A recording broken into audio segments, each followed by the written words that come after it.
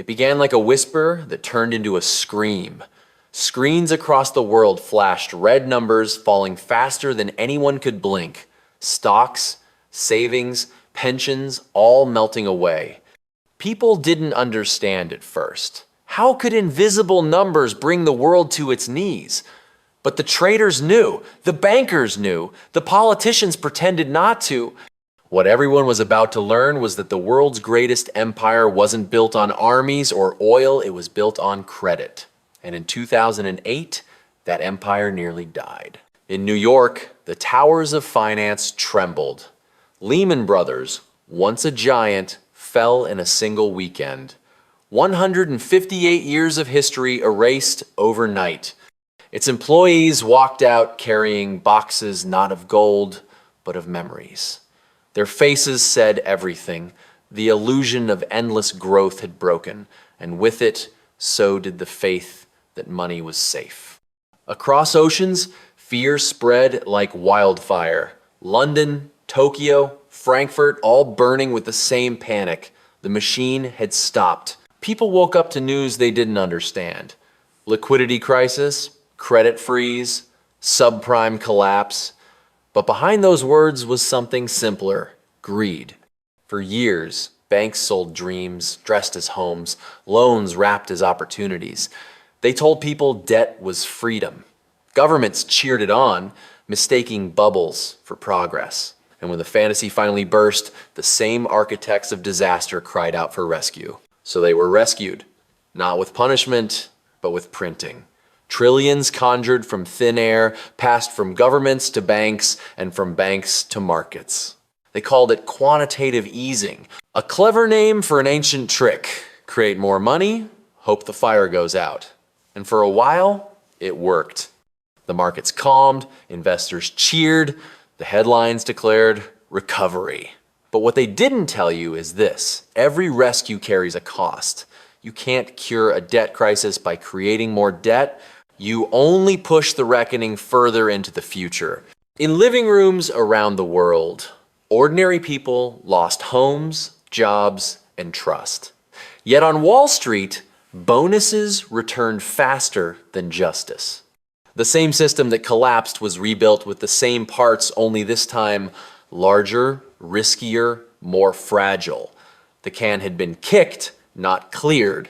The foundation was cracked, but painted over.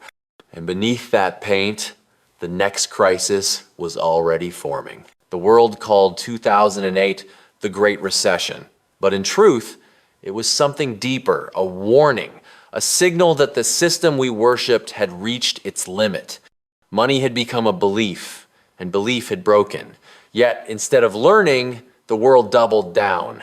The fix that saved us would become the fuse that destroys us. Because when a house is burning, pouring gasoline on it might make the flames dance brighter, but it doesn't put them out. 2008 wasn't the end. It was the spark. The moment the world learned how fragile its wealth really was and how dangerous its salvation would become. The crash that shook the world didn't just collapse markets, it cracked the illusion that they were ever real to begin with. The cure arrived like a miracle. Banks were collapsing, markets bleeding, faith evaporating, and then, out of nowhere, governments began writing checks the size of nations. Trillions of dollars appeared, conjured with keystrokes. The press called it stabilization. In truth, it was resurrection, but not of the real economy. What they revived was the illusion. Central banks became the new gods of finance, flooding the world with freshly printed money. They called it quantitative easing, as if giving it a complex name could hide a simple truth. They were printing their way out of disaster. Interest rates fell to near zero, making money so cheap it lost meaning. Debt no longer carried weight. It became the air everyone breathed. Corporations borrowed not to build, but to buy. Governments borrowed not to plan, but to postpone. The patient, the global economy began to stir again. Markets soared, headlines brightened, and the world exhaled in relief. But beneath the applause, something had changed. It wasn't a recovery, it was life support. The system that once rewarded hard work now rewarded risk. The rich watched their assets explode in value while the average family barely healed from the last wound. People believed the crisis was over. Politicians called it proof that intervention worked, but no one asked the most dangerous question: what happens when the medicine stops working? When the patient becomes addicted to the drug that keeps it alive? The cure had worked, but only by rewriting the laws of reality. The market wasn't free anymore. It was dependent, fragile, high on artificial confidence. The illusion of control returned, but the cost was invisible. The more they printed to save the system, the less real the system became. The headlines said the crisis was over. Markets were booming, profits breaking records, and politicians smiled into cameras, promising a new golden age. On paper, it looked like victory. The stock market soared higher than ever before, as if gravity had been outlawed. But in the streets, the mood was different. People worked harder, earned less, and paid more for everything. The recovery everyone was celebrating didn't reach the people it was meant to save. The secret was simple. The money never really left the system, it just changed hands. When central banks printed trillions, it didn't flow into factories, schools, or small businesses. It flowed into stocks, bonds, and real estate, the playgrounds of the wealthy. The rich didn't get rich by creating more, they got rich by owning more. Their wealth grew not through effort, but through access. Those closest to the money printer became gods in a rigged paradise. Wages flatlined while living costs quietly climbed. A generation grew up watching their parents work full-time, yet struggle to own a home. The dream of stability once promised to anyone who tried hard enough began to fade. Yet the media called it growth. They showed charts pointing upward, never mentioning that the only thing growing faster than profits was inequality. This was the illusion of recovery, prosperity on paper, poverty in reality. The system looked alive because it was pumping debt instead of blood. But behind the flashing numbers and bullish headlines, something fragile was forming. A quiet imbalance. A pressure no one wanted to admit existed. The world had mistaken inflation for progress, printing for prosperity, and speculation for success. It wasn't recovery, it was a performance. And the longer it went on, the more expensive the truth would become. The world entered a strange new era, one where money was no longer earned, but summoned. Central banks promised that endless liquidity would keep everything afloat. And for a while, it did. Trillions poured into the veins of the global economy. Real estate soared beyond reach. Tech stocks exploded, and cryptocurrencies were worshipped like digital gold. Every chart pointed upward, and people mistook that for progress. Cheap money made everyone feel rich. Investors gambled, corporations borrowed, and governments spent like the future didn't exist. Debt became invisible, a background hum no one noticed anymore. Each time the markets trembled, more money was printed, and the panic disappeared. Every bailout was branded as stability, every bubble as innovation. The illusion was complete. People believed this time was different, that somehow history's oldest law, what goes up must come down, no longer applied. But cheap money doesn't just build wealth, it builds illusions. It made housing unaffordable, inflated assets beyond logic, and rewarded speculation over creation. The young stopped dreaming of owning homes, the middle class shrank into memory, and the gap between reality and fantasy widened with every dollar printed. Yet no one wanted the music to stop. The economy had become an addict, surviving only on the next injection of liquidity. Politicians promised endless growth, central banks obeyed, and society applauded, forgetting that the bill always arrives, even if it takes years. Easy money made the world feel unstoppable, but it also erased the meaning of value. Nothing felt scarce anymore. Not houses, not stocks, not hope. But the truth was simple. When money costs nothing, everything else eventually does too. The age of cheap money wasn't prosperity, it was a countdown disguised as success. For years, the world celebrated the miracle of zero interest rates, the drug that kept the system alive. Borrowing was easy, debt was cheap, and the illusion of endless growth felt real. But nothing stays free forever.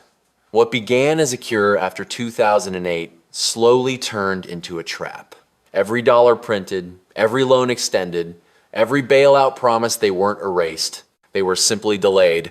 And now, the delay is ending. When interest rates rise, it's like gravity returning to a world that forgot it existed. Suddenly, the debt that once seemed harmless begins to crush everything beneath it. Mortgages climb, businesses struggle, governments panic.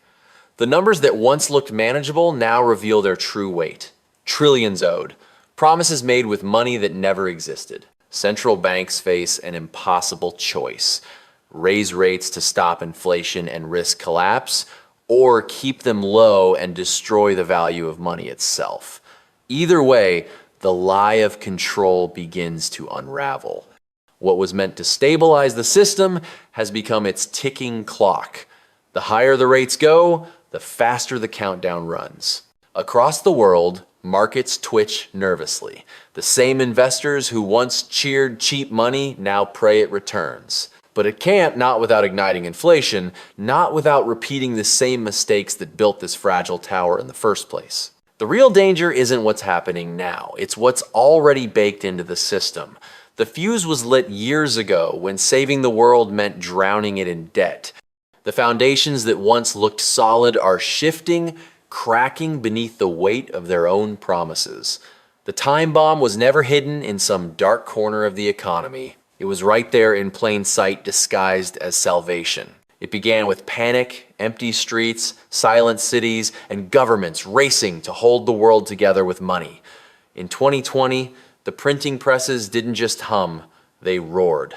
Trillions were created out of thin air in the span of months. Stimulus checks, corporate bailouts, rescue packages, oceans of new money flooding a world that wasn't producing enough to match it. For a while, it felt like salvation. People spent, markets soared, hope returned. But beneath that hope, the fire was spreading. When too much money chases too few goods, prices rise. It's not magic, it's math. The shelves that once overflowed began to empty. Ships stuck at ports, factories short on parts, workers nowhere to be found. The system built on just in time suddenly found itself out of time. And as scarcity grew, the illusion of control shattered. Central banks tried to act surprised. They called it temporary. They said inflation would fade, but deep down, they knew the truth. You can't flood the world with money and expect it to behave. The cure that saved the system in 2008, then supercharged it in 2020, had mutated. Now it was attacking its host. Groceries doubled, rents climbed, and wages lagged behind. Families who once felt safe were forced to choose between heating and eating. The value of money, that invisible faith holding society together, began to dissolve. The same voices that once promised endless stability now whispered about tightening, cooling, and rate hikes. But it was too late. The fire they lit had found oxygen. Inflation wasn't a glitch, it was justice. The system finally revealing its imbalance. The age of easy money had ended, and the bill had finally arrived.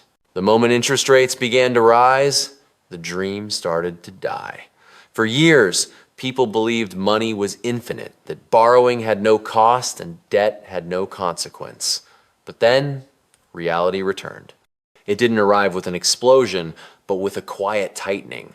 Mortgages rose by a few $100s, then a few thousand. Businesses that thrived on cheap loans found their profits vanish overnight. The tide that lifted everything began to fall, revealing how much of the world's wealth had been built on sand. Housing markets, once drunk on euphoria, began to shake. Bidding wars turned to silence. The same homes that sparked greed now sat unsold, symbols of a confidence that had evaporated. Families who stretched their budgets during the boom suddenly faced impossible payments. The illusion of ownership crumbled into foreclosure signs. Governments fared no better. The debt they once used to save the system became an anchor dragging them down. Interest payments ballooned, deficits widened, and the same institutions that preached endless growth now preached austerity. Central banks, once worshipped as saviors, looked powerless, trapped between raising rates to fight inflation or lowering them to prevent collapse. The free money era didn't end in flames. It ended in exhaustion, a slow unraveling of illusions. Stocks slipped, currencies wobbled, and people quietly realized the truth. There was never such a thing as free money. Every bailout, every loan, every printed dollar was borrowed from the future, and the future was finally calling. The fantasy had lasted longer than anyone expected, but reality has a way of returning, no matter how far it's pushed away. The silence spreading through the markets wasn't peace, it was the sound of a dream ending and the real world taking its place. Every empire believes it can outsmart the fall. Rome thought it could mint forever, Britain thought it could rule forever, and after 2008, America thought it could print forever. Each believed the same lie, that the rules of history no longer applied, that debt could defy gravity, and confidence could replace truth. But time always collects what it's owed. The fix of 2008 wasn't a rescue, it was a pause. A decade borrowed from tomorrow to avoid paying today. The money printed back then built a world of illusions, rising markets, record profits, and endless optimism. But behind it all, the clock was ticking. Every dollar of fake stability carried an invisible cost. And when 2020 hit, that cost came due. The crash, the bailouts, the inflation, the debt, none of it were accidents. They were lessons, warnings written in numbers and pain. But humanity has a strange gift. It forgets fast. We celebrate survival instead of asking what we survived for. We repeat the same mistakes and call them new strategies. We blame bad luck, never bad logic. Now, as the old system creaks under its own weight, we face the same choice every civilization does: learn or collapse. The printing press gave us time, but not wisdom. It saved the system, but not the soul of it. Maybe that's the real story, not of money, but of memory. We think we've built something new, but it's the same cycle in a different suit. Empires rise on faith, peak on greed, and fall in denial. The only question that remains is whether we'll break the pattern this time or once again call it progress while we fall back to earth.